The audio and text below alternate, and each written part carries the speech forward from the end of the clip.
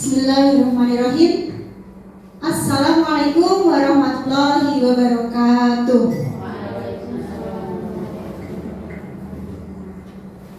Alhamdulillahirrahmanirrahim. Assalatu wassalamu ala asrofil anbiya'i wal mursalin wa ala alihi wa sahbihi ajma'in. Amma ba'd. Puji syukur kehadirat Allah yang Maha Kuasa yang memperkenankan kita hadir pada siang hari ini dalam keadaan sehat sehingga kita dapat berkumpul di salah satu kegiatan saya sebagai calon guru penggerak, yaitu menyebarkan pemahaman dan pengalaman penerapan budaya positif. Yang terhormat Ibu Kepala Sekolah, Ibu Sri Wahyuningsih, yang saya hormati pula Bapak dan Ibu Guru serta karyawan di SD Negeri Triwulan 1. Di sini saya Ardiati Bangun Wijaya, calon guru penggerak angkatan 7 dari SD Negeri Triwulan 1, Kecamatan Masaran, Kabupaten Sragen, Jawa Tengah. Sebelumnya terima kasih Bapak Ibu telah berkenan meluangkan waktu yang sangat berharga di sini.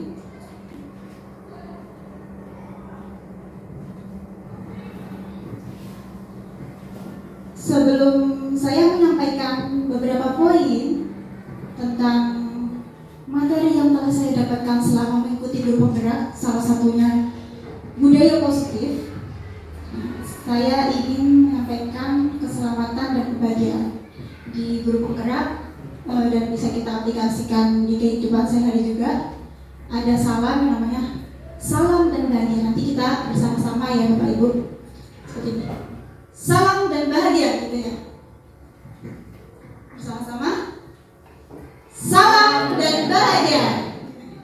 Apa maksudnya salam dan bahagia? Bapak Ibu, ada dua kata di salam tersebut. Salam dan bahagia itu kata kunci.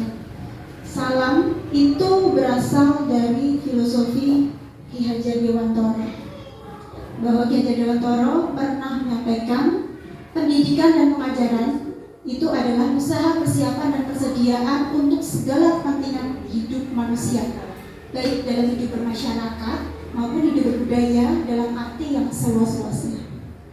Jadi pendidikan dan pengajaran itu pada dasarnya adalah untuk mencapai kebahagiaan yang setinggi-tingginya, keselamatan dan kebahagiaan yang setinggi-tingginya.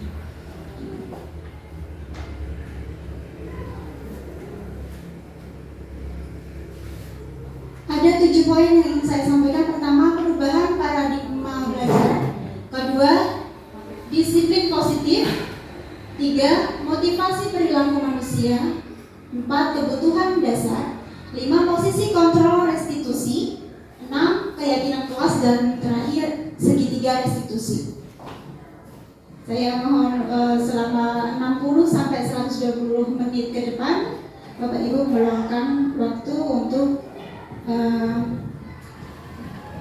mengikuti kegiatan ini ya.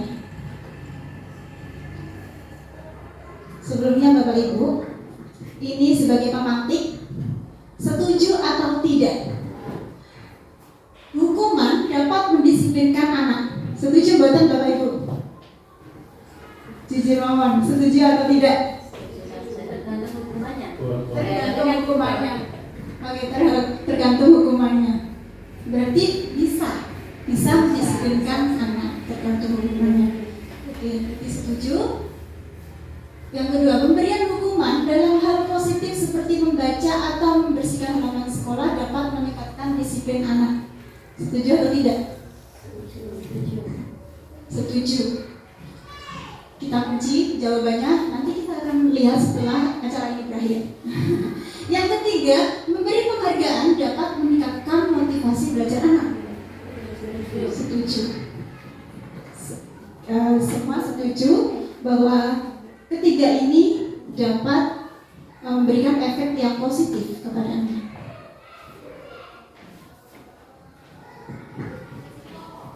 Menuju materi pertama yang saya dapatkan di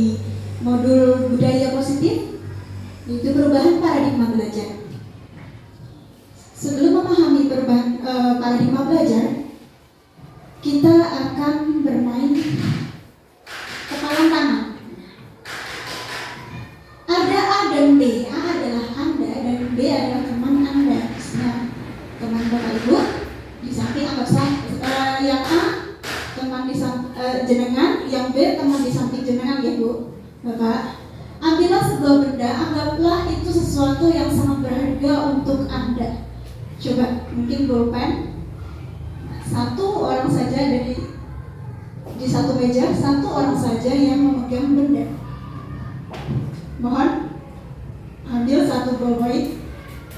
Anggaplah itu adalah sebuah benda yang berharga. Monggo Bapak.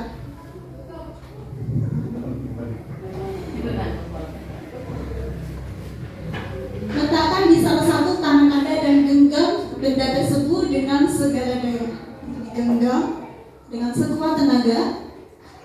Buatlah sebuah kepalan. Teman Anda akan mencoba dengan sekuat tenaga dengan berbagai cara untuk minta Anda memberikan benda tersebut. Silakan direbut. Teman di samping panjenengan, monggo. Rebut dengan sampai dapat. Nah, B.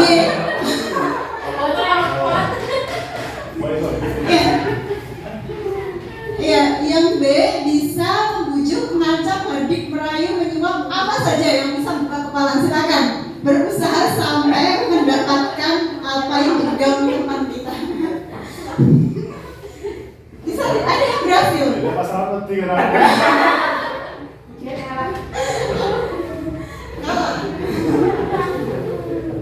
Iya.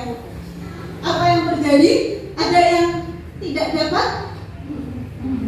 Tidak dapat semua. Bagus, itu artinya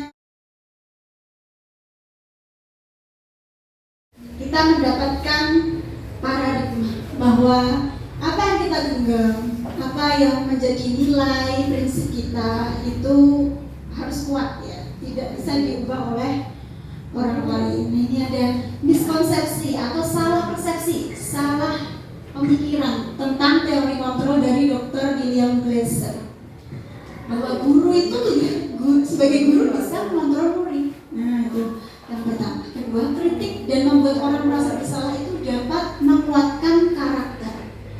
Jadi membuat orang merasa bersalah dan berkritik itu bisa menguatkan karakter. Nah, itu miskonsepsi. Yang ketiga, semua penguatan positif efektif dan bermanfaat. Semua yang positif, penguatan, mungkin reward, hadiah itu bisa bermanfaat.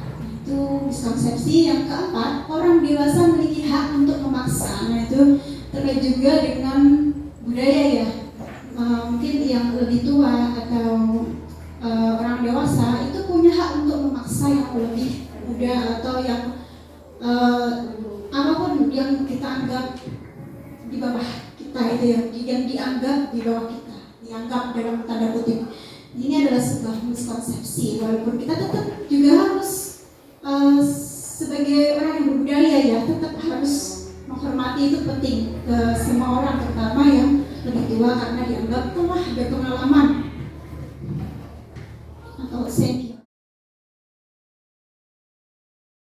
Perubahan paradigma stimulus respon, teori kontrol atau teori pilihan. Jadi dari paradigma SR, stimulus respon, jadi kalau kita beri nanti dia akan kasih gitu. Jadi kalau nggak diberi ya saya nggak akan melakukan. Itu stimulus respon, ada stimulusnya dulu baru merespon. Kemudian menjadi teori kontrol. Nah, siapa sesungguhnya memiliki kontrol? Nah, stimulus respon itu biasanya kita mencoba mengubah orang agar berpandangan sama dengan kita. Seperti saya di sini tidak berusaha untuk mengubah pandangan panjenengan semua ya. Jadi tidak ada usaha dari setiap kegiatan sosialisasi atau apapun, tidak ada unsur paksaan mengubah orang lain, itu tidak ada. Karena menurut teori kontrol kita berusaha memahami pandangan orang lain tentang dunia. Jadi di sini pun saya juga berusaha memahami pandangan panjenengan. Apakah tadi setuju atau tidak? Ada yang setuju atau tidak? Dipersilahkan, tapi tentunya masing-masing ada alasan ya. Kemudian perilaku buruk dilihat sebagai suatu kesalahan. Menurut SR nanti dari teori stimulus respon, perilaku buruk dianggap kesalahan. Tapi kalau teori kontrol, semua perilaku itu punya tujuan, alasan tertentu yang perlu kita ketahui, kita kaji. Yang ketiga, orang lain bisa mengontrol saya, itu tidak. Menurut teori kontrol, hanya Anda yang bisa mengontrol diri Anda, gitu. Jadi, Lanjut, saya bisa mengontrol orang lain, Anda tidak bisa mengontrol orang lain.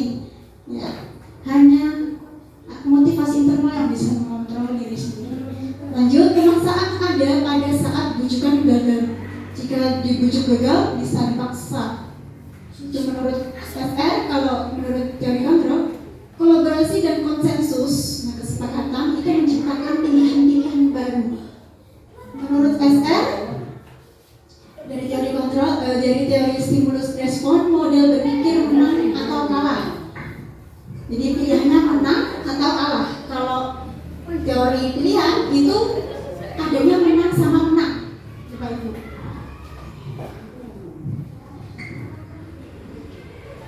Disiplin positif itu dari bahasa Latin disiplina, kurang lebih segitu cara bacanya ya. Yang artinya belajar. Disiplin diri membuat orang menggali potensinya menuju sebuah tujuan. Apa yang dihargai. Jadi tujuan itu artinya apa yang dihargai. Namun dalam budaya kita makna kata disiplin berubah. Jadi seseorang pada orang lain itu tujuannya agar mendapat kepatuhan. Nah, ketika kita mendengar kata disiplin dalam benak kita biasanya itu kepatuhan. Kalau disiplin berarti patuh dengan aturan seperti itu. Adalah itu miskonsepsi. Kecenderungan umum adalah menghubungkan kata disiplin dengan ketidaknyamanan, seperti hukuman tadi ya. Sesuatu yang membuat murid tidak nyaman itu berarti disiplin. Bukan dengan apa yang kita hargai atau pencapaian suatu tujuan kuliah.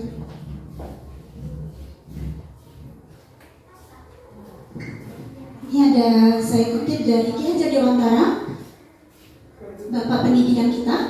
Di mana ada kemerdekaan, disitulah harus ada disiplin yang kuat. Sungguh pun disiplin itu bersifat self atau diri, yaitu kita sendiri yang mewajibkan dengan sekeras-kerasnya, tapi sama saja sebab kalau kita tidak cakap melakukan self disiplin, wajiblah penguasa lain mendisiplin diri kita.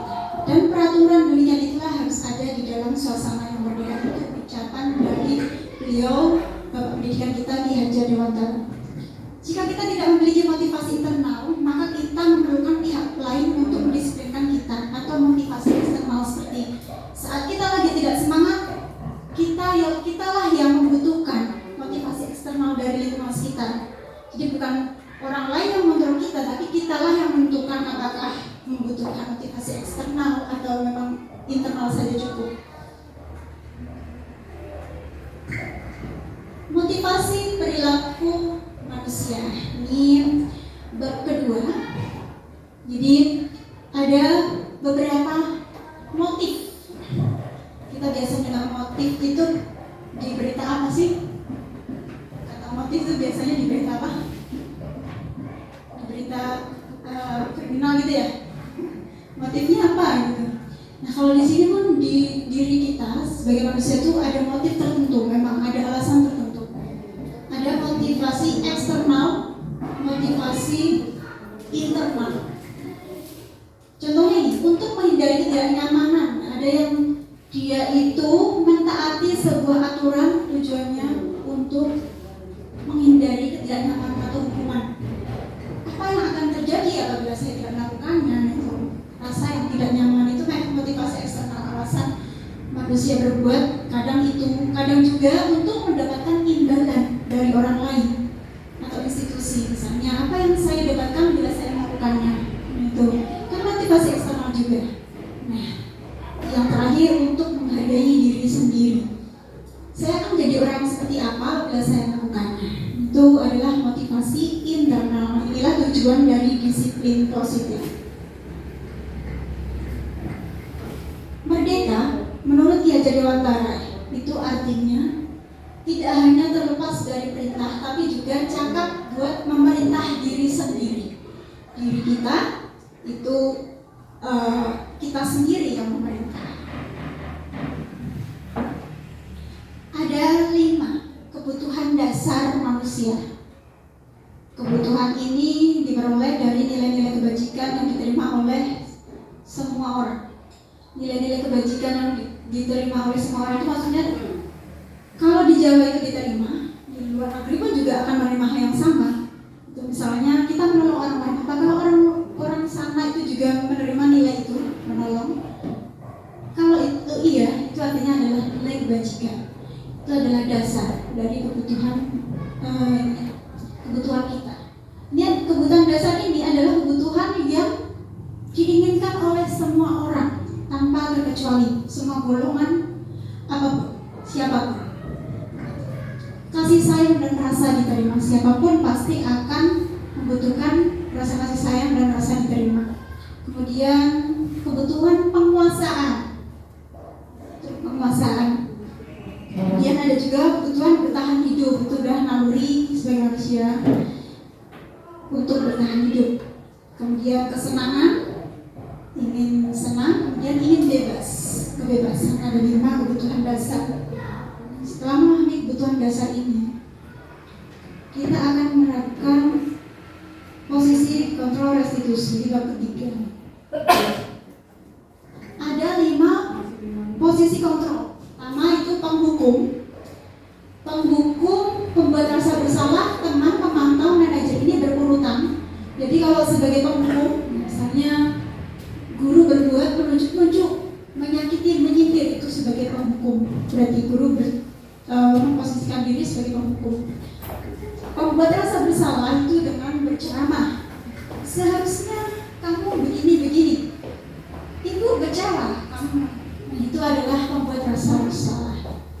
Sebagai teman itu membuat alasan-alasan untuk murid. Membuatkan alasan.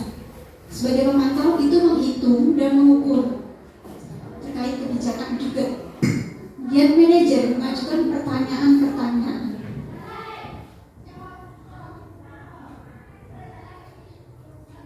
Ini adalah contoh pernyataan yang biasa dilakukan oleh kita, baik selaku orang tua, selaku guru ya. Saya kecewa sekali. Ini adalah pernyataan sebagai posisi pembuat rasa bersalah. Kemudian kamu tidak pernah benar melakukannya, itu penghukum. Kemudian ayolah lakukan demi ibu bapak, itu sebagai teman, bujukan. Ada bujukan di sana. Kemudian apakah kamu mau mendapatkan stiker bintang hari ini? Itu pemantau. Kemudian bagaimana kamu bisa menyelesaikan masalah ini? Manajer. Jadi membiarkan anak untuk berpikir sendiri bagaimana menyelesaikan masalah dia sendiri. Kamu selalu yang paling terakhir, itu penghukum. Jika kita lihat secara kasat mata, maksudnya secara yang bisa kita lihat dan dengar dan rasakan, itu inilah ciri-cirinya dari kelima posisi kontrol. Pertama, penghukum itu nada suaranya tinggi. Ini penting sekali ya. Kadang niat atau tujuan kita untuk mendisiplinkan secara positif itu gagal hanya karena intonasi ya, nada. Ini penting sekali, inilah yang membedakan dari kelimanya juga. Nada suara atau nada suara tinggi sebagai penghukum, bahasa tubuhnya mata melotot, jari menuju menghardik. Gitu. Kemudian pembuat rasa bersalah itu nada suaranya melas, halus, sedih, bahasa tubuhnya merapat pada anak. Kemudian lesu. Teman, sebagai teman itu biasanya ramah, akrab, bercanda, bahasa tubuh merapat pada murid, mata dan senyum jenaka sebagai teman. Kemudian pemantau, nada suara datar, bahasa tubuh yang formal. Jadi misalnya tadi dikasih bintang, ya siapa yang maju duluan dapat bintang, itu sebagai pemantau. Pemantau itu tadi ada target juga ya. Kemudian manajer, suara tulus, bahasa tubuh tidak kaku, mendekat ke murid. Nah, inilah puncak dari kelima posisi tadi. Sekarang kita main tebak-tebakan, Bapak Ibu. Saya kecewa sekali dengan kamu. Di posisi apa kira-kira? Apa? Penghukum? Betul sekali, penghukum. Kemudian ibu kejar aku, kalau ibu kamu sayang aku, itu kebutuhan apa kira-kira yang perlu dipenuhi? ada 5 kebutuhan dasar. Kebutuhan apa yang perlu dipenuhi dari pernyataan kebutuhan si anak itu apa? 5 kebutuhan dasar ada kasih sayang, bertahan hidup, apa? Iya betul sekali. Kasih sayang. Jadi anak tersebut menginginkan kasih sayang dan rasa diterima dari ibu guru atau kita. Kemudian aku hebat kan bisa bikin ibu guru kejar aku. Bisa. Itu kebutuhan apa yang perlu dipenuhi dari untuk murid?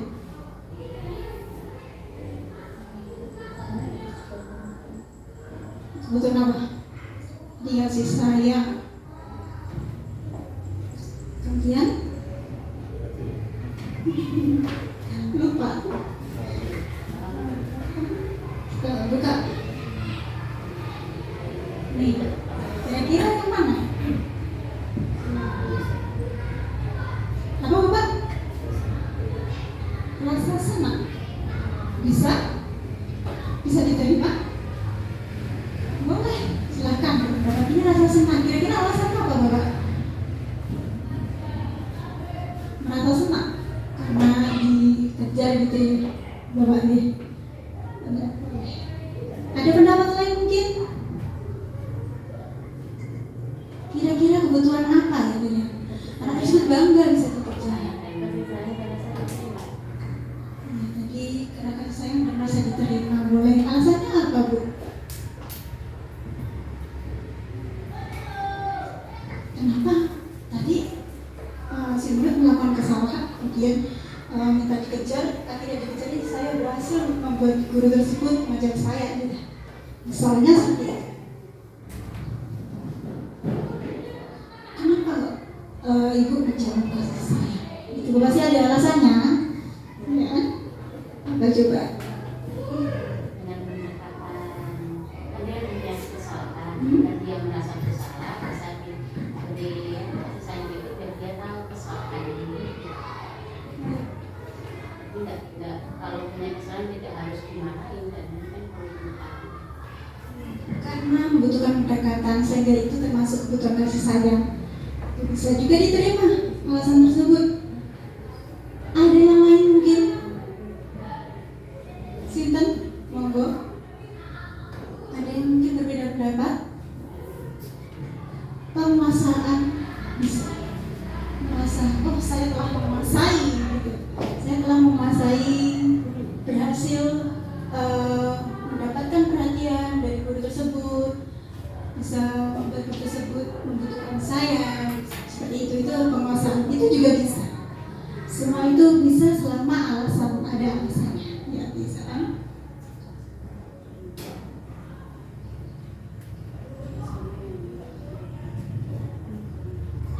Kembali lagi, aku bosan belajar mewarnai terus di dalam kelas. Kebutuhan apa yang perlu dipenuhi? Anak bosan. Bagus sekali ya. Saya pun sependapat, kebebasan. Anak menginginkan kebebasan atau metode yang lain mungkin ya. Itu yang perlu menjadi refleksi buat kita. Apakah perlu berbagai metode, cara yang variatif? Itu keyakinan kelas. Mengapa kita memiliki peraturan harus menggunakan helm bila mengendarai kendaraan roda 2? Ini contoh-contohnya. Dan mengapa kita memiliki peraturan 3M, menggunakan masker, cuci tangan, menjaga jarak, seperti itu? Mengapa kita memiliki peraturan harus datang tepat waktu pada saat mengikuti latihan? Itu adalah pertanyaan-pertanyaan tematik untuk memancing siswa memahami apa keyakinan dari mereka masing-masing. Untuk mendukung motivasi intrinsik di dalam diri siswa, itu kembalikan nilai keyakinan, lebih menggerakkan seseorang dibandingkan mengikuti serangkaian peraturan. Jadi kita akan berbicara tentang apa perbedaan peraturan dan keyakinan. Ini salah satu contoh ya, ini ada yang sudah dilaksanakan membuat keyakinan. Assalamualaikum warahmatullahi wabarakatuh. Waalaikumsalam.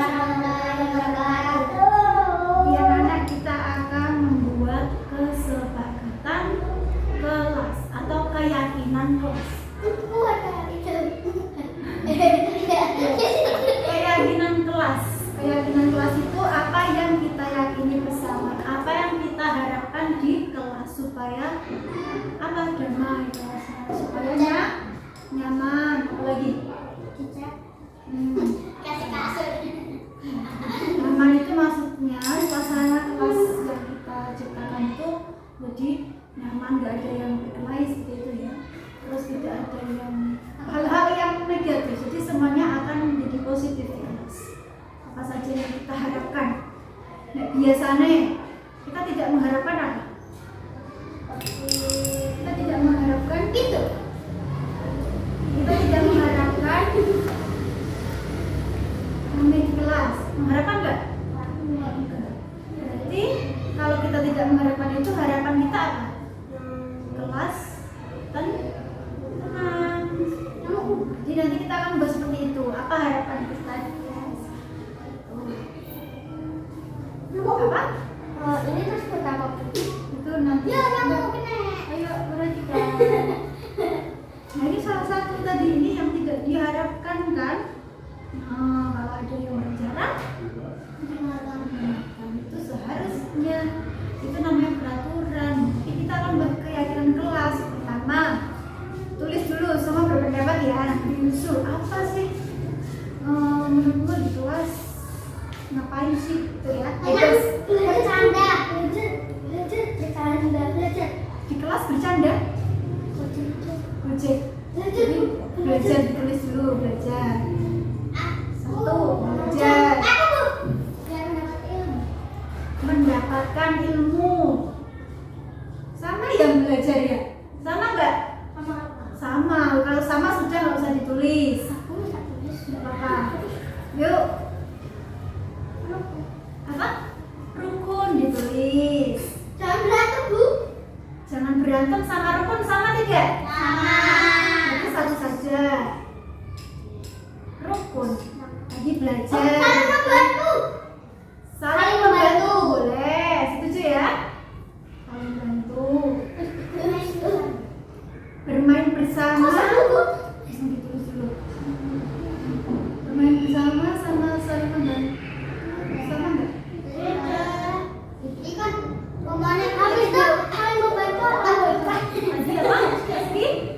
Mbak Aski? Bermain bersama ya ditulis.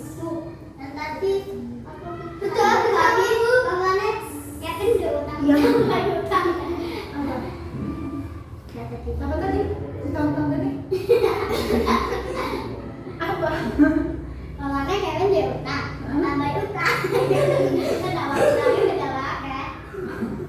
Ayo serius apa?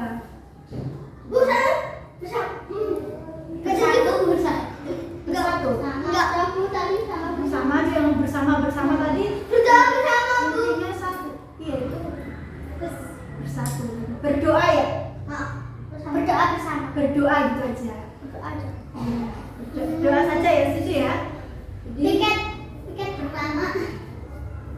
berdoa bersama juga boleh, silakan ditulis. Apa tadi? Piket bersama. Ayo.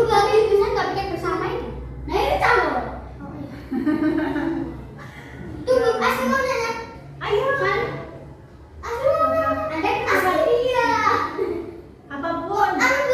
Saling berbagi. Sudah Bu. Sebentar, ada yang usul, yuk usul Mbak Syaida sama Saling menghargai Bu. apa yang pengen Bu, didapatkan Bu, di kelas? saling menghargai. Saling menghargai boleh, belum kan? Belum. Tadi kerjasama sudah belum tadi? Belum.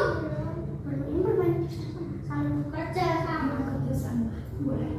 Ayo Mbak Syaida sama Mbak Deva, kita tunggu Mbak Syaida sama Mbak Bu, Deva. Bu. Terus sama apa kerja bersama? Kerja sama. Kerjasama. Gotong royong. Ya. Ini gini aja ya, kita main ini ya. Apa? Nanti ini nunjuk ke siapa? Kan itu Usul, ya. Usul kalau sudah nggak punya ide, pas gitu ya. Pas. Kalau misal tidak punya ide, pas. Nanti nanti. Oke siap? Ya. Pas itu lewati. Tapi kan 1, 2, 3. ya. Ayo, usul. Buat permainan di sekolah ya. Sampai gojek. Tak boleh gojek. Nggak boleh gojek itu nggak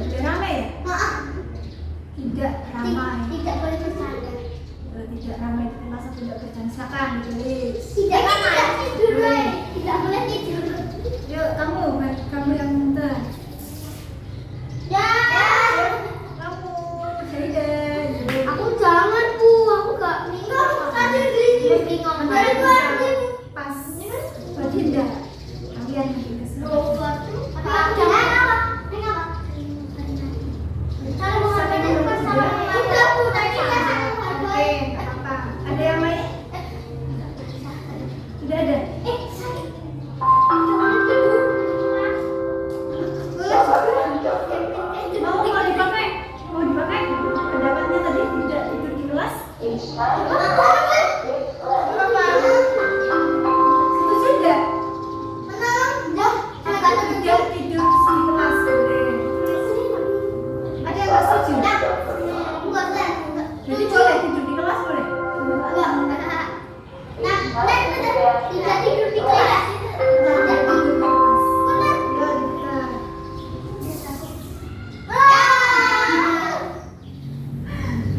Yuk, pikir. Terus tidak boleh istirahat saat. Oh, ini loh, masuk. Enggak itu bu, enggak apa-apa. Tidak boleh istirahat saat masuk. Iya, tidak istirahat saat masuk. Berarti disiplin ya? Boleh ditulis disiplin. Itu tidak boleh ke buku.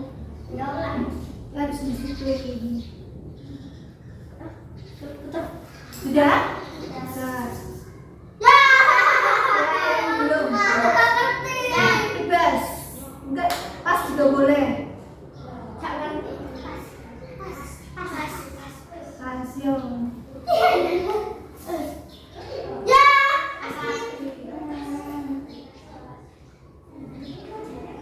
Udah. Sudah. Yuk, apa lagi?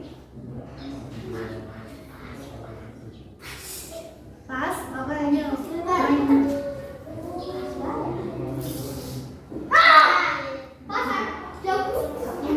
Yang belum siapa ini?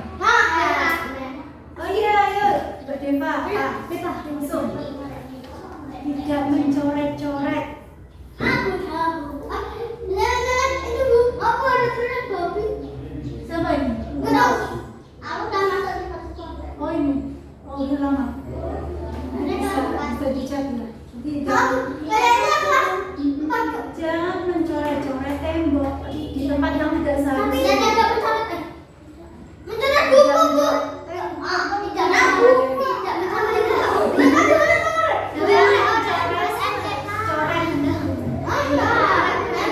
Sudah sama ya? Boleh. Sudah. Sudah ya? Apa ada yang lagi? Udah semua ya ini ya? Apa mau ditambah? Udah. Oke, berarti pinjam bukunya. Sekarang kita bikin nilai keyakinan kelas yang disepakati. Kalau ini kan banyak yang sama ya, misalnya saling membantu, saling berbagi, itu kan sama. Ya kan? Dibacakan bukunya yuk, yang rapi yuk. Belajar, berarti itu termasuk nilai apa? Belajar. Disiplin ya. Jadi waktunya belajar, jadi itu masuk disiplin. Bisa. Ada HP? Belum jadi. Udah. Bisa. Ya wes, Bisa ya. udah selesai kok belum? Belum. Ada proses. Udah ya. Belajar sudah itu termasuk disiplin ya. Rukun.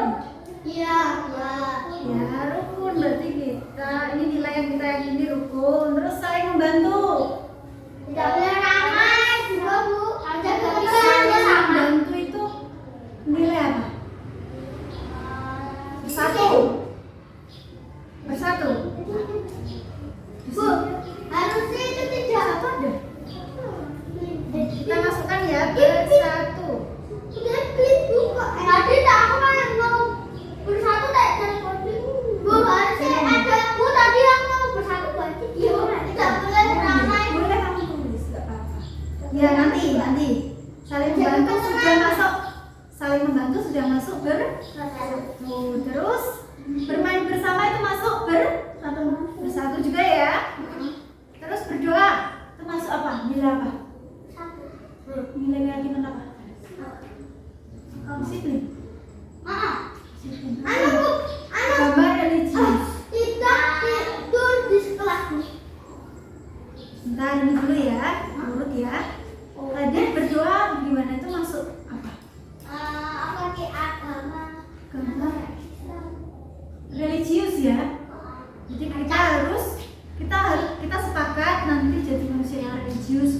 sholat gitu ya.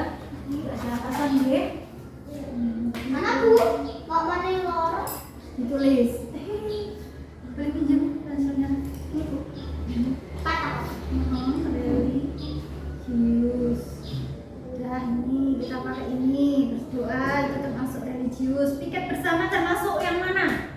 Ini Bu. Rukun bersatu. Piket bersama bukannya orang bersatu. Sebentar. Bersatu sama rukun sama ya? Jadi satu aja, rukun tidak dipakai atau bersatu yang dipakai salah satu. Satu aja. Ini Rukun. setuju rukun sama bersatu. Bersatu. Bersatu. Rukun. Satu. Satu ya. Sesuai dengan sila ketiga persatuan. Persatuan. Oke? Kalau satu ada bunyi bersatu. Semua setuju? Bersatu apa rukun? Persatuan lain. Persatuan. Sudah bersatu. Oke. Lanjut. Tadi saling berbagi itu masuk apa ya? Bersatu. Tuh, ya kan? Ayo perhatikan. Disiplin. Enggak ada Saling berbagi, bersatu ya. Ini kalau ada teman yang enggak kebagian. Ini Bu. Ini Bu. Bersatu. Ini sudah masuk sini. Tadi saling berbagi sudah, saling menghargai masuk sikap apa? Disiplin. Disiplin. Bersatu. Bersatu bisa, disiplin bisa ya. Disiplin. Saling menghargai itu sikap bersatu. Satu. Berarti Yeay. sudah kerjasama termasuk sikap Bersatu. bersatu. Oke. Tidak ramai. Disiplin ya. Disiplin. Menjaga ketenangan. Tidak tidur di kelas. Disiplin. Disiplin. Bagus. Berarti tiga ini saja. Lupa. Mau ditambahin? Nggak mau. Hormat. Kepada Jadi nanti saling menghormati gitu. menghormati guru pada guru. Jadi sikapnya. Menghormati yang lebih tua. Oke, tambah hormat. Seperti Kevin, Asya, Aski. Ya, jadi ada 4. Tapi saya kira kan cilik be. Oh iya, apa lagi ya? Ada loh jadi Cari ide. Hormat siapa? Oh jadi suwe. Aku sama itu sama Mendengarkan saat teman berbicara itu termasuk apa? Disiplin, bersatu, religius, apa hormat? bersatu. Mendengarkan teman yang berbicara. Disiplin. Disiplin. Mati. Menghormati kan? Harus. Mendengarkan teman yang sedang berbicara. Jadi sudah masuk. Aktif saat pembelajaran. Ayo, Mbak Deva, katanya menghormati. Baik menghormati. Hormat Bu, menghormati. Ayo Mbak Asia, ayo kita sepakati. Kalau aktif saat pelajaran itu masuk apa? Disiplin, bersatu, religius, atau hormat? Kalian ini Bu, hormat. Aktif saat pelajaran. Hormat. Disiplin. Disiplin ya? Disiplin. Bagus. Terus sopan, Hormat. masuk menghormati. Oke. Membuang sampah pada tempatnya. Disiplin. Oke, kita udah sepakat ada 4 ini ya. Nanti akan ditulis di sini. Yes. Dikasih gambar. Gambar. Di HP-nya Bu Adi tadi ya Bu. Iya. Iya. Kayak ini ya benar. Kayak ini. Bukan seperti ini. Ini mau berdiri atau lurusin aja. Kesepakatan wasit ya.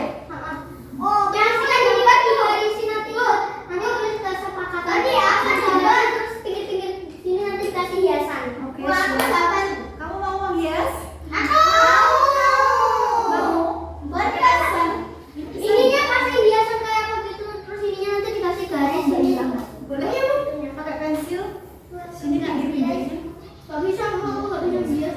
Bagus, pensil. Sini boleh. Nah kita tulis baik, kok cerita ya? Bu ini digarisi ya Bu? Aja gak akan kelas Iya, nanti gua diprintkan dulu ya.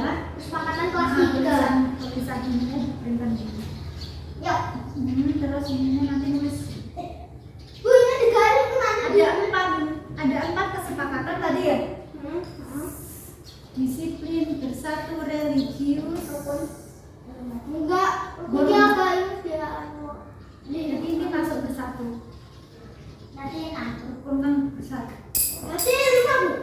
4. Ini masuk di sini. Tapi lima. Tapi kan masuk di sini papa. Ya. Ada 4 tulisan. Yang menulis siapa aja nih? Aisyah, Aku Tiara. itu enggak nulis. Aku yang Nanti nulis kayak gini. Ini loh. Bu, enggak usah salah bikin sendiri. Tapi cuma 4. Bu, aku itu yang renov. Yang satu siapa? Siapa? Yuk. Aku. Aisyah, Saidah, Azki, siapa lagi? Pas tadi Bu, pas. Aku yang renov. Ya, yang Putra yang merenovasi. Oke, coba pensil. Bu, pensilku Bu. Anda di sini ngapain? Ya Bu, tapi ada handphonenya. Ini ada proses mendapatkan keyakinan kelas tadi.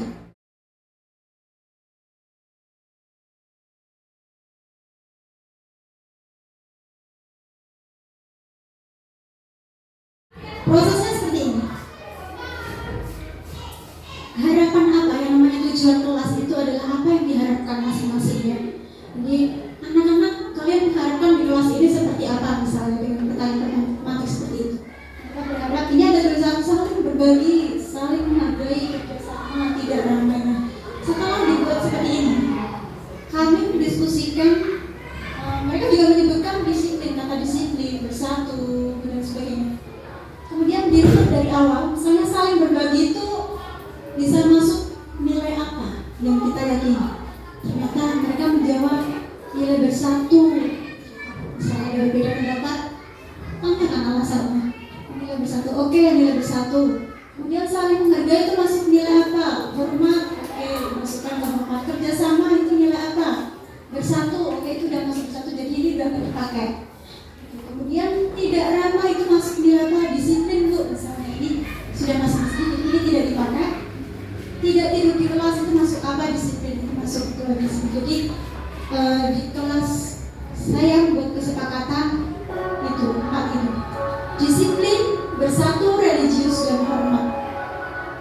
Kemudian itu bisa juga dibuat tertulis sebagai kesepakatan kelas atau keyakinan kelas yang dapat ditempelkan di depan kelas atau di dinding kelas. Inilah perbedaan peraturan kelas, keyakinan kelas, lingkungan positif, budaya positif. Ya, jadi peraturan kelas itu berbeda dengan keyakinan. Peraturan itu adalah kunci pembentukan keyakinan dan kemudian membentuk lingkungan yang positif. Barulah kita terwujud budaya yang positif.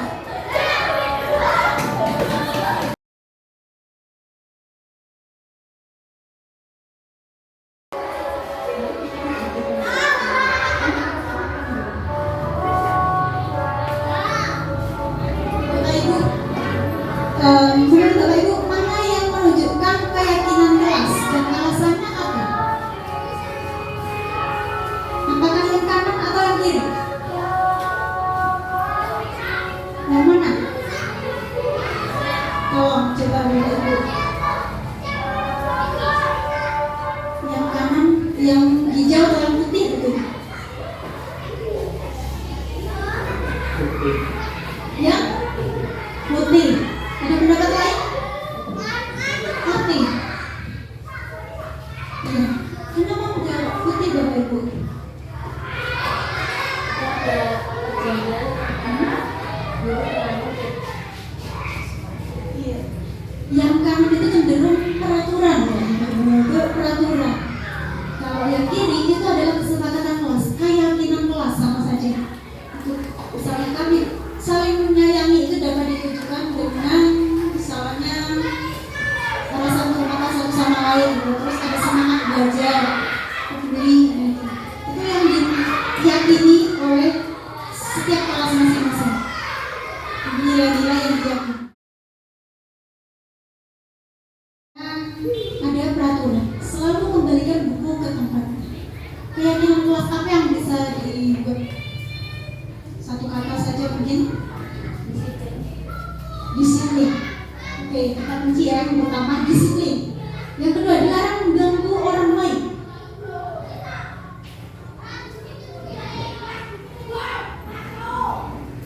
Keyakinan kelas apa yang bisa kita buat?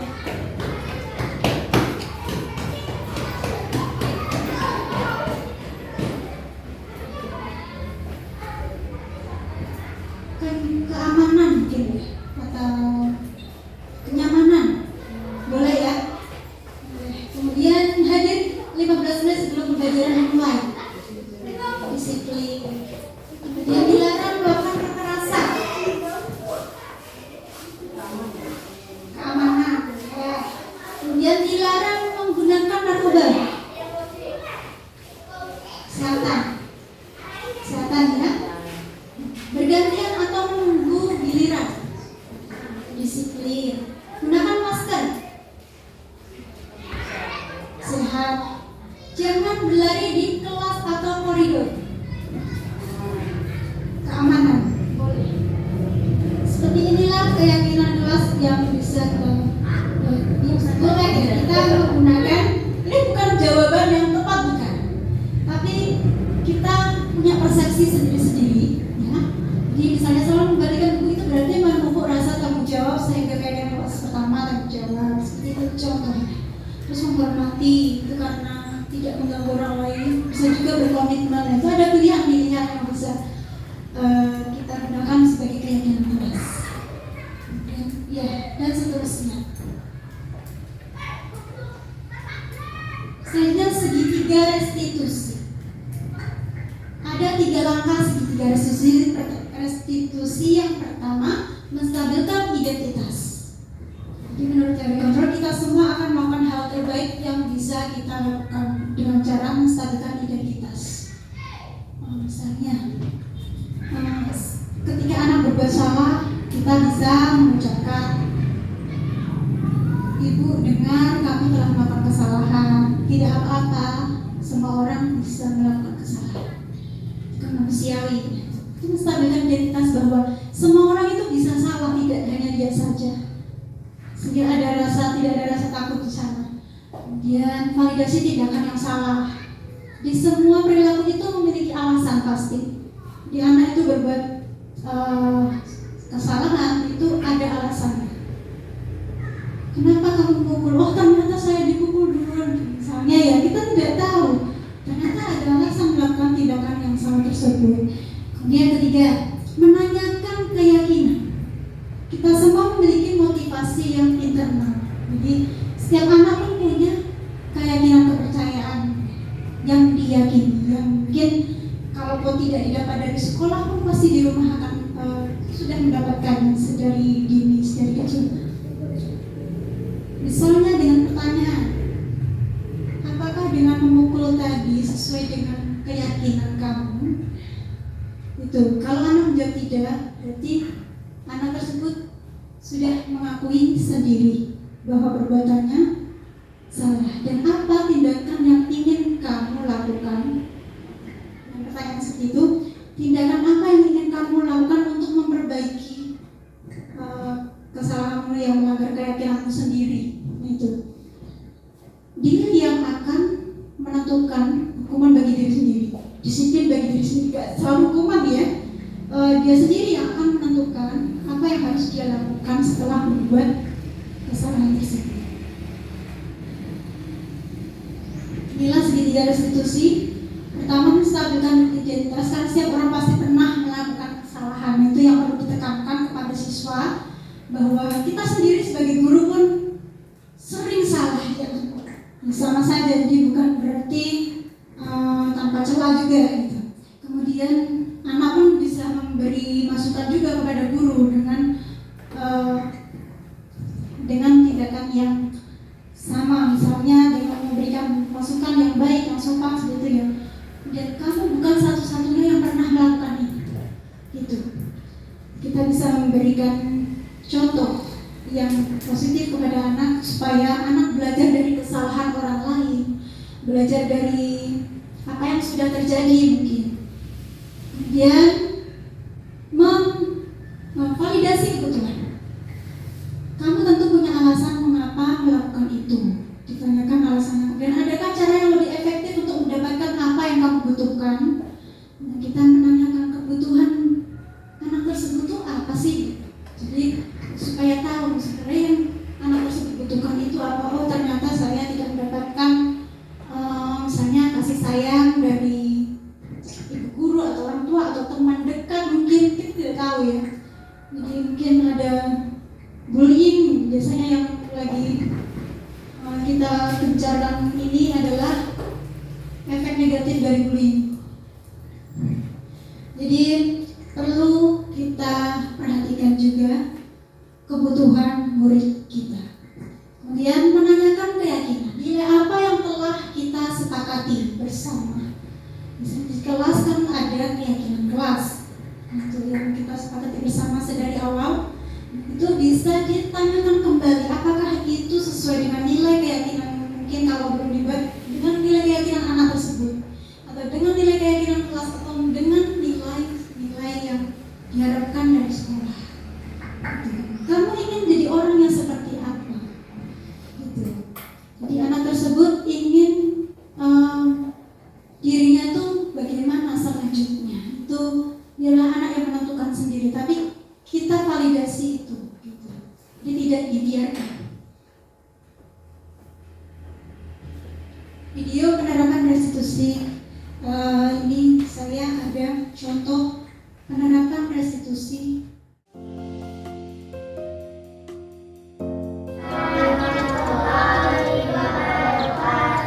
Apa kabar anak-anak? Baik. Alhamdulillah. Ya, anak-anak, hari ini kalian jadwal piket bersama selama liburan. Kamu tidak memakai seragam olahraga ya? Iya. Iya. Itu menurut Mas Ilham benar atau salah? Salah. Salah ya. Orang itu bisa melakukan kesalahan Mas Ilham. Tapi Bu Adi ingin tahu Mas Ilham. Ya Bu Adi. Bu Adi ingin tahu kenapa kamu tidak memakai seragam olahraga. Karena saya sudah mencari tapi tidak ada. Udah dicari ya, tapi tidak ketemu ya. Ya. Kalau alasannya seperti itu, menurut kamu tadi tidak memakai seragam itu sesuai tidak dengan keyakinan kelas? Tidak memakai seragam sesuai? Oke, tidak sesuai.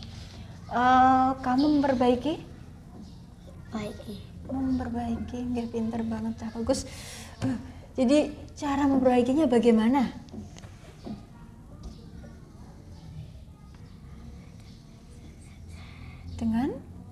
Dengan menyiapkan sendiri. Pintar, mau menyiapkan sendiri ya. Oke, berarti lain kali kamu akan menyiapkan seragam Sendiri. Oke. Jadi lebih mandiri ya. Nanti tempatnya di mana? Nanti aku jadi tahu. Oh, saya taruh di sini. Besok jadwalnya pakai seragam olahraga. Jadi nanti diambil seragam olahraganya di tempat yang kamu ingat tadi ya.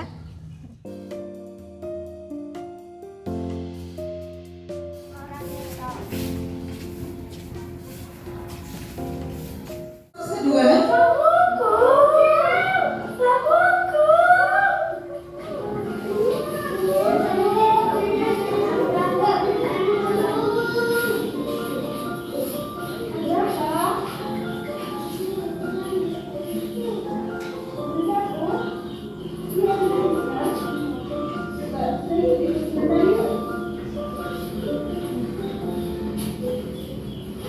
Nah, tadi melihat kamu bertengkar sama Alita, betul atau tidak?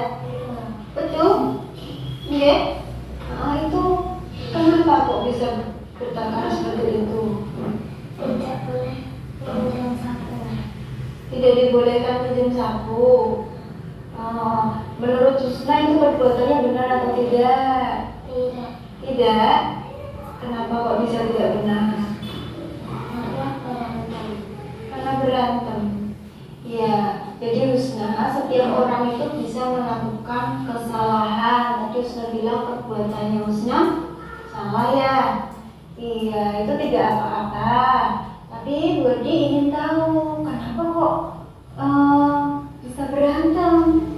Husna kan cuma apa? Tadi Husna cuma mau pinjem ya? Kok bisa berantem kenapa? Tidak dibolehkan. Tidak diizinkan ya, tidak dibolehin sama Alita ya pinjam sapu. Nah, itu kalau berantem, kalau bertengkar, rebutan seperti itu sesuai tidak dengan keyakinan kelas kita, Husna? Tidak. Mbak Husna mau memperbaiki? Ya. Ya, Husna mau memperbaiki. Caranya bagaimana? Nanti memperbaikinya bagaimana? Mau minta maaf sama Alita? Baik. Coba nanti minta maaf dia bagaimana?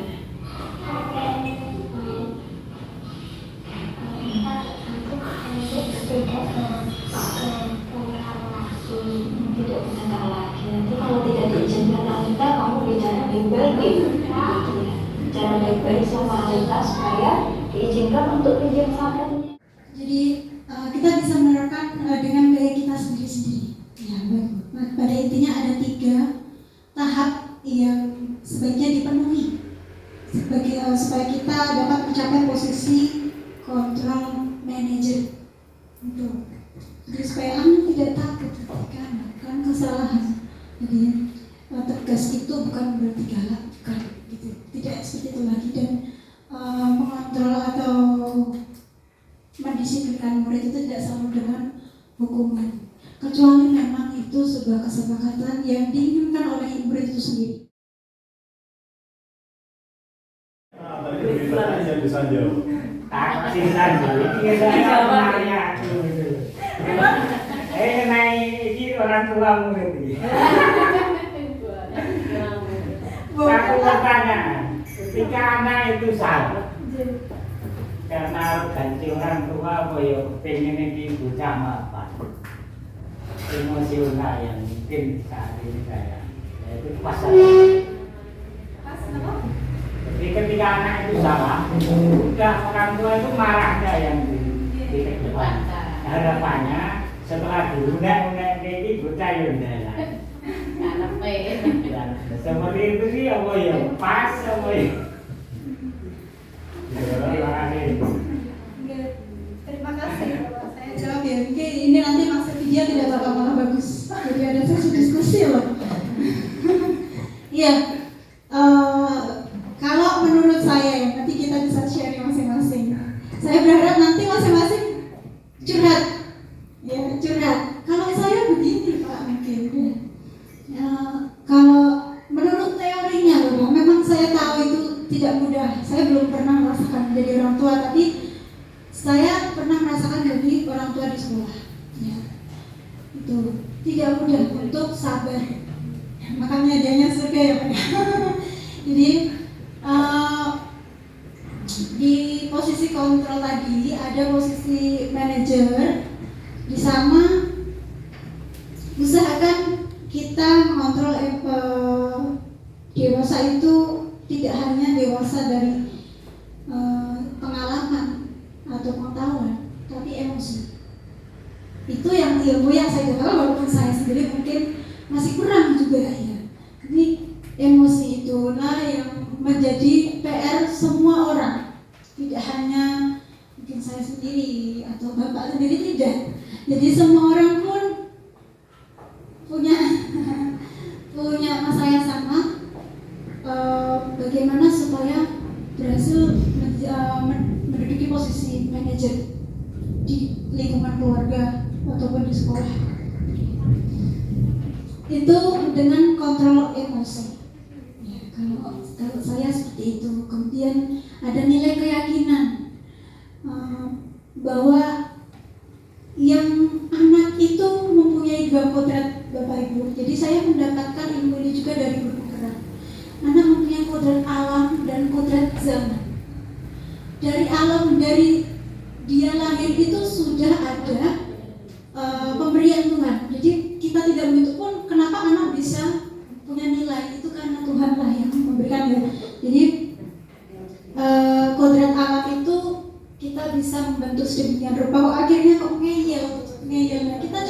bertanya Jajal pengen. mungkin siapa tahu ya, menurut si anak bapak yang ngeyel mungkin ya. Kita bisa melihat dari dua sisi yang berbeda. Benar. Jadi komunikasi itu penting. Saling berkomunikasi. Seperti tadi kalimat tanyanya kita penting sekali untuk mengkontrol posisi kontrol sebagai manajer itu menyampaikan pertanyaan. Pertanyaan itu dalam wujud komunikasi. Jadi tidak searah. Kan Dani ngeyel itu searah berupa penghukum, berupa posisi sebagai penghukum. Jadi dengan kata-kata verbal seperti tadi itu sudah menghukum. Jadi hukuman tidak selalu fisik.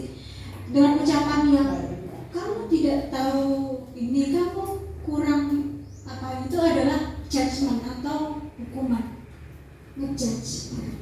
Itu mungkin malah membuat anak tersebut kebutuhannya tidak terpenuhi gitu Pak. Kalau saya melihat dari sisi psikologis sih Pak, ya. Kalau untuk prakteknya mungkin ada Bapak Ibu yang ingin sharing, silakan. Ayo kita sambil saja. Monggo. Berarti bagaimana Bu? Kalau saya pada dasarnya kalau ingin menasihati anak, ya, mungkin apa ya, sisi dari seorang ayah dan ibu itu beda, tingkat kesabarannya mungkin beda. Kalau saya sendiri sama suami itu, kalau suami ya just adanya di depan orang dimarahin. Tapi kalau saya melihat kondisi dulu, si anak ini bagaimana, misalnya kalau saya marahin di depan orang banyak, lihat dulu. Nanti kalau kondisinya sudah baik, sudah merem, baru saya kasih nasihat pelan-pelan.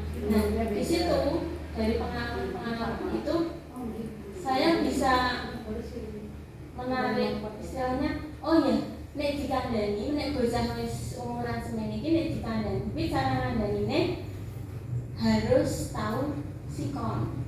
Jadi misalnya anak terlambat pulang, tidak langsung dimanggil, oh di bulan anak sekolah lagi mulai, tidak seperti itu. Biarlah anak istirahat dulu, makan dulu, ganti baju dulu, apa mandi dulu, baru nanti kita tanya, kowe mau ke ndi to Le? Kok yang lagi mulai. Nanti anak cerita sendiri, aku mau berlatihan ibu. Habis latihan, aku tugas jajan. Nah, dari situ kita tahu alasan anak pulang pertama itu kenapa. Tapi mungkin ya, bapak itu kesabarannya beda. Dan apa ya, ikatan batin antara bapak dan ibu itu juga beda. Kalau ibu itu ikatan batinnya kuat, ngerti ini jogo ki anak iki piye, tahu. Tapi kalau bapak mungkin kurang kok sing ngertine jam 4:30 ki kudu teko omah. Tapi hatinya seorang itu tidak. Mungkin di sini ada kegiatan. Enggak mungkin anak saya yang saya kandung, yang saya lahirkan itu melenceng dari aturan. Kalau saya seperti itu. Jadi kalau menasihati anak harus tahu kondisi anak bagaimana, duduk permasalahannya bagaimana.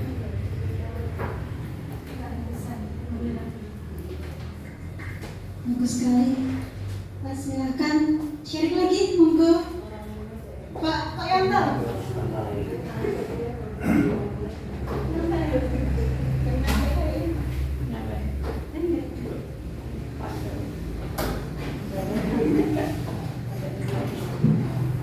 Terima kasih waktu yang telah diberikan saya. Saya tertarik dengan pernyataan dari Bu Bakti. Itu justru kebalikan dari keluarga saya.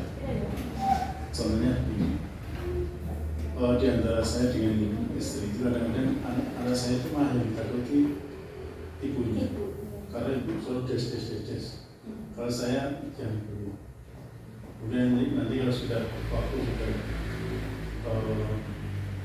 dengan waktu nanti saya baru memberi pengertian.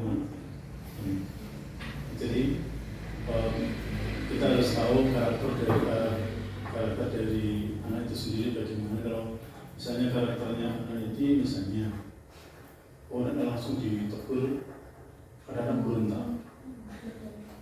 Itu sama dengan kondisi yang saya alami itu dengan ibunya itu. Kalau sudah ibunya tanya, harus takutnya apa? Terkadang saya tidak. Dia juga minta sang itu biasanya pada saya, kalau ibunya enggak. Itu aja. Tapi justru malah kebalikannya Pak Boleh kan? Gini, saya sama anak istilahnya komunikasi baik, ya nggak ada rasa takut. Tapi justru malah yang ditakuti saya daripada bapak. Kalau sama bapak dikasih tahu ngauri, istilahnya ngauri, oh dia, wah dia. Tapi kalau sama saya, anak itu malah nurut sama takut. Misalnya dibentak ibu, ya ada kalanya kan ya itu ada bentak anak suatu tindakan biar anak itu nggak suruh sholat, seperti itu malah nurut sama ibu.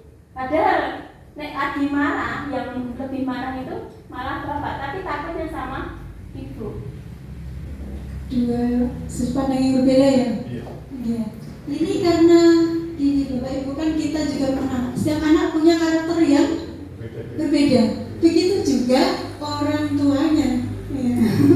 Jadi orang tua pun punya metode yang berbeda. Setiap guru punya cara. Jadi mungkin kita di kelas A, menurut saya dengan diucapkan kata-kata seperti itu tuh benar, tapi menurut guru lain mungkin itu membuat anak malah justru parah gitu, mungkin bisa seperti itu. Jadi kita yang mengerti karakter keluarga kita masing-masing, anak kita masing-masing, dan karakter diri sendiri gitu. Oh, teman dekat kita karakternya begini, jadi ternyata anak lebih menurut kepada yang ibu atau kepada bapak gitu. Itu berarti sesuai dengan karakter orang tua juga ya, Bapak Ibu nih. Sepakat betul ya? Atau saya mungkin salah atau berbeda pendapat, boleh diluruskan. Ada mungkin yang mau sharing lagi, menambahkan dari pernyataan Bu Prati, Pak Yanto juga. Saya ambil lagi. Tadi kan kondisi di rumah masing-masing, dan sekarang kita kondisi seperti apa? Iya. Itu kadang-kadang saya belum pernah menangani anak dengan sebagainya. Jadi saya belum pernah juga. Tapi begitu saya itu itu takut gimana? Di kelas. Iya. Terus saya belum pernah mencetak dan sebagainya. Saya juga itu heran sama Pak Yanto. Ketika di kelas 3, saya pegang anak itu, saya los tetap ngeyel, tak kasar tetap ngeyel. Tapi setelah di kelas 4 dipegang Pak Yanto, tunduk lutut, Pak Yanto bilang bahkan Pak Yanto nggak ada pun, anak itu nggak mau keluar, padahal di kelas 3. Terus saya tungguin dari mulai jam pertama sampai pulang, ngeyel keluar aja gitu, keluar ya pengen keluar, padahal masih belajar. Saya juga sempat, misalnya saya mengajar di kelas 4. Saya itu kan belajar karakter siswa di kelas 3. Itu sebenarnya tak apa-apa dan sebagainya. Saya sudah ancang-ancang. Bahkan di kelas 3 ini saya awal-awal ini saya sudah panik pada waktu itu. Tapi alhamdulillah setelah di kelas 4 tidak. Tergantung berhadapan dengan siapa. Itu termasuk iya situasi itu. Kadang-kadang diam itu malah apa ya? Manjur daripada kita bicara. Benar Pak? Itu sejarah. Apa mungkin karena bapak guru lebih ditakuti daripada bu guru. Ketika bapak dulu ketika Tapi ada juga guru olahraga biasa. Iya. Kakak itu bisa friendly lah sama anak-anak itu kayak teman. Jadi nggak takut sama sekali. Dulu di sini guru makanya kan banyak masuk Pak Pak dan sebagainya. Ya. Itu saya karena aku beda dia jangan tidak mau percaya medeni. Wibawa berarti. Itu masuk Bu Adi dulu kan ya siswa saya.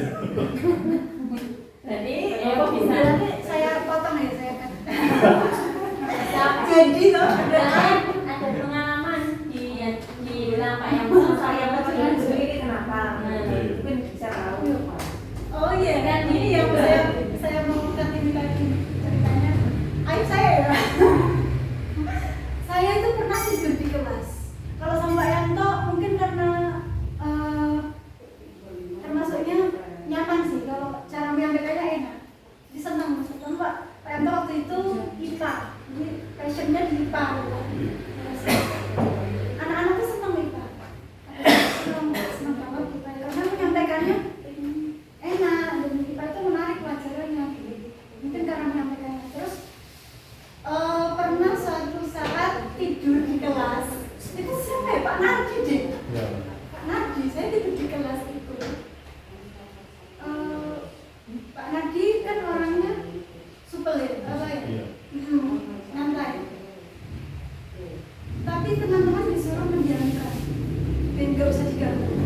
Itu saya bangun itu mau, yang terjadi mau sama apa ya, bener-bener malu, takut malah. Padahal Pak Nardi itu biasa saja. Dengan sikap pendiaman itu mungkin. Nah, saya lihat Pak Yanto itu gak galak, tapi misalnya mungkin rame dan mungkin Pak, Dani, Saya suruh mandi. dia seperti itu udah Saya suruh semua mandi. merasa. Saya suruh mandi. Ambilkan yang lebih. Malah mandi. Lanjutkan aja tak cuma sekadar lanjutkan ya mesti Mau jawab di panggung mati. Saya maksudnya. Lenggono.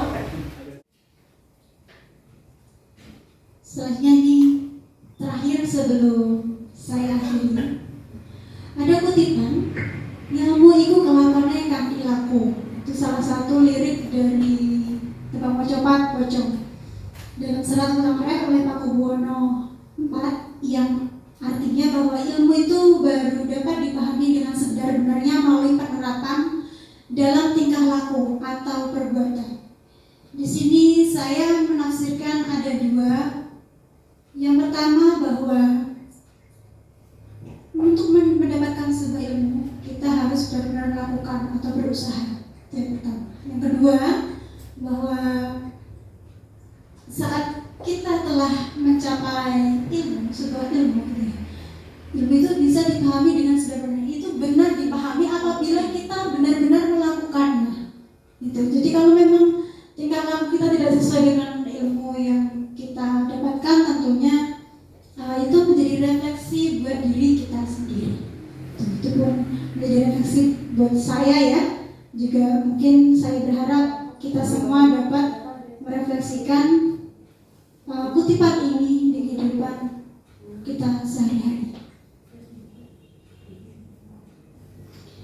Akhirnya Bapak Ibu, terima kasih telah menikmati sajian tadi, menyebarkan pemahaman dan penerapan budaya positif.